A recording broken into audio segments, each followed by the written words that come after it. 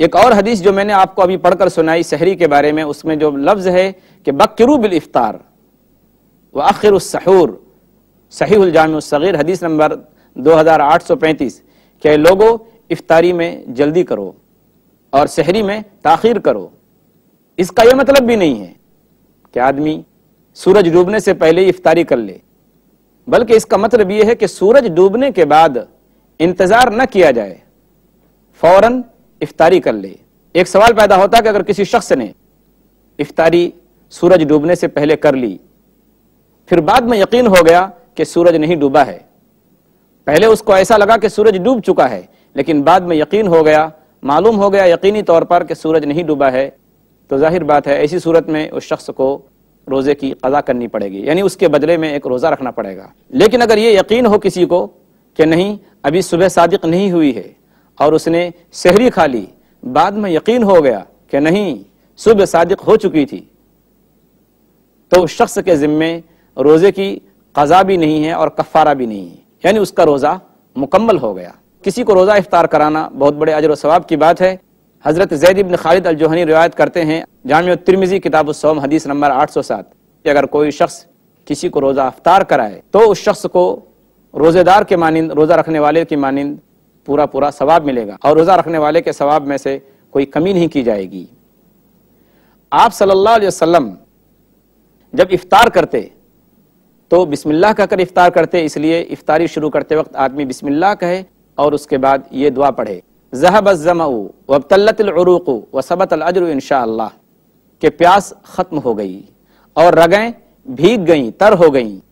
اور روزے کا اجر بھی انشاءاللہ مل کر رہے گا۔ آپ صلی اللہ علیہ وسلم جب کسی کے ہاں روزہ افطار کرتے تو یہ دعا پڑھتے، اس لیے اگر آدمی کسی کے ہاں افطاری کرے تو یہ دعا پڑھنی چاہیے کہ افطر عندکم الصائمون واکل طعامکم الابرار وتنزلت علیکم الملائکہ، کہ روزہ دار تمہارے ہاں روزہ افطار کرتے رہیں اور نیک لوگ تمہارا کھانا کھاتے رہیں اور فرشتے رحمت لے کر تمہارے ہاں اترتے رہیں۔ ناظرین محترم،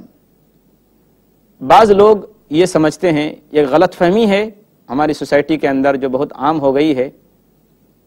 بعض لوگ یہ سمجھتے ہیں کہ جس طریقے سے رمضان کے دنوں میں آدمی ہم بستری نہیں کر سکتا، بیوی سے نہیں مل سکتا، تو رمضان کی راتوں میں بھی اگر آدمی بیوی سے ہم بستری کرے گا تو روزے کی حرمت ختم ہو جائے گی اور رمضان کے مہینے کی بے عزتی ہوگی۔ تو صحیح بات یہ ہے کہ یہ پابندی صرف دن کے لیے ہے۔ آدمی رات کے وقت رمضان کے دنوں میں، رمضان کے مہینے میں رات کے وقت اپنی بیوی سے مل سکتا ہے، وہ بالکل عام دنوں کے جیسا ہے۔ بعض لوگ غلط فہمی سے یہ سمجھتے ہیں کہ یہ پابندی رات میں بھی ہے، یہ بات بالکل غلط ہے۔ یہاں میں ایک سوال عرض کرتا ہوں، ایک سوال پیدا ہوتا ہے، ایک شخص ہے جو جہاز پر سوار ہوا، جب جہاز فضا میں اڑ رہا ہے تو وہاں اس کو سورج نظر آ گیا، جس ملک کی زمین کے اوپر فضا پر جہاز اڑ رہا ہے وہاں کے لوگوں نے افطاری کر لی ہے، تو کیا ایسا شخص جو جہاز پر سوار ہے جس کو سورج نظر آ چکا ہے، کیا وہ شخص روزہ افطار کر سکتا ہے؟ ناظرین، ایسا شخص روزہ افطار نہیں کر سکتا، روزہ نہیں کھول سکتا، اس لیے کہ روزہ کھولنے کے لیے سورج کا ڈوبنا شرط ہے۔ جب تک سورج نہیں ڈوبے گا آدمی روزہ نہیں رکھ سکتا، چاہے عام دنوں کے مقابلے میں اس شخص کو 1 گھنٹہ 2 گھنٹہ یا 3 گھنٹہ انتظار کرنا پڑے سورج ڈوبنے کا، اور چاہے جس ملک کی زمین کے اوپر وہ جہاز اڑ رہا ہے وہاں کے لوگوں نے افطاری کیوں نہ کر لی ہو، وہ شخص جب تک سورج کو دیکھ رہا ہے، جب تک سورج باقی ہے، وہ شخص روزہ افطار نہیں کر سکتا۔ اللہ کے رسول صلی اللہ علیہ وسلم کا یہ فرمان موجود ہے صحیح بخاری کتاب الصوم حدیث نمبر 1954۔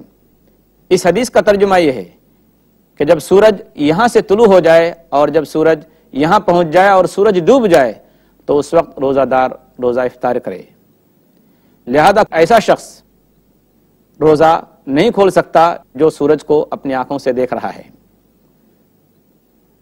ایک اور بات ہماری سوسائٹی میں پائی جاتی ہے، بعض لوگ سوال کرتے ہیں، میں اس کا جواب دیتا چلوں، کہ کیا سحری یا افطاری کے لیے اذان کا اعتبار کیا جائے گا؟ مثال کے طور پر سحری کھاتے کھاتے اذان ہو گئی تو کیا ایسا شخص سحری کھانا بند کر دے؟ تو اس کا جواب یہ ہے کہ اصل اعتبار اذان کا نہیں ہے، اذان آگے پیچھے ہو بھی سکتی ہے، مؤذن اذان میں تاخیر بھی کر سکتے ہیں، اصل جو اعتبار ہے وہ وقت کا ہے۔ اگر صبح صادق نہیں ہوئی ہے، صرف آدمی کو اس بات کا گمان ہو، یقین ہونا بھی ضروری نہیں ہے، اگر آدمی کو اس بات کا غالب گمان ہے کہ صبح صادق نہیں ہوئی ہے اور پھر بھی اذان ہو گئی، تو وہ اذان کی وجہ سے سحری کھانا بند نہیں کرے گا، بلکہ وہ اپنی سحری اس وقت تک جاری رکھ سکتا ہے جب تک کہ صبح صادق مکمل طور پر نہ ہو جائے۔ اسی طریقے سے افطاری کے وقت بھی، افطاری کا بھی یہی حال ہے۔ ایک شخص نے افطاری کر لی، اس کے بعد اذان ہوئی، تو کیا ایسے شخص کو روزے کی قضا رکھنی پڑے گی؟ نہیں، اصل اذان کا اعتبار نہیں ہے۔ اگر اس کو یقین ہے کہ نہیں سورج ڈوب چکا ہے،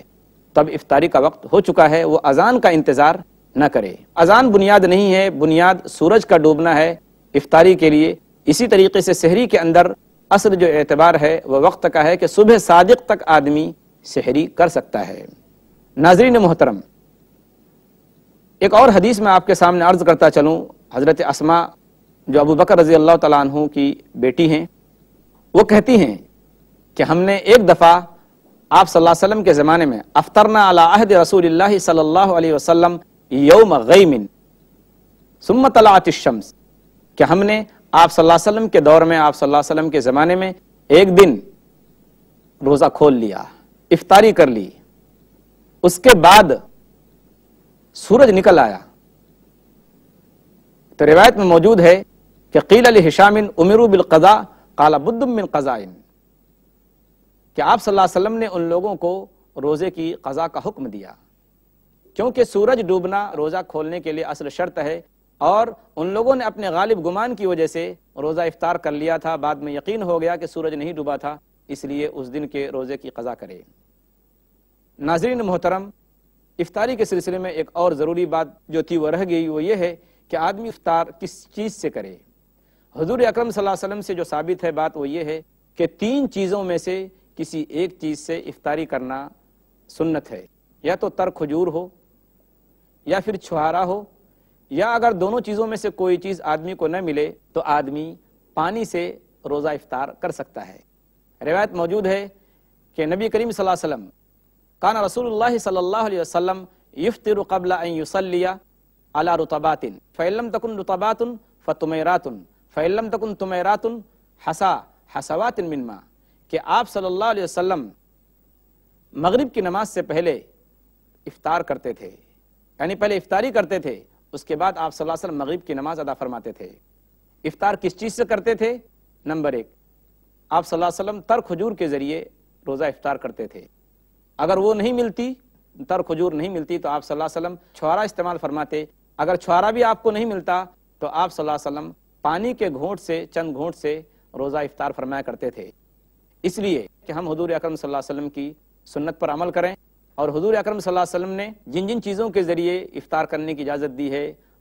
ہم انہی کے ذریعے افطار کریں۔ ہم دعا کرتے ہیں اللہ تبارک و تعالیٰ سے کہ اللہ تبارک و تعالیٰ ہماری نیتوں کو درست فرمائے، ہماری سحری کو قبول فرمائے، اسی طریقے سے اللہ تبارک و تعالیٰ ہماری افطاری کو بھی قبول فرمائے، اور ہم ان دنوں میں جن لوگوں کو روزہ افطار کرائیں ان کا ثواب اللہ تبارک و تعالیٰ ہمیں بھی عطا فرمائے۔ ہم انہی دعاؤں کے ساتھ آج کی اس نشست کو ختم کرتے ہیں۔ آمین وآخر دعوانا ان الحمد للہ رب العالمین، والسلام علیکم ورحمۃ اللہ وبرکاتہ۔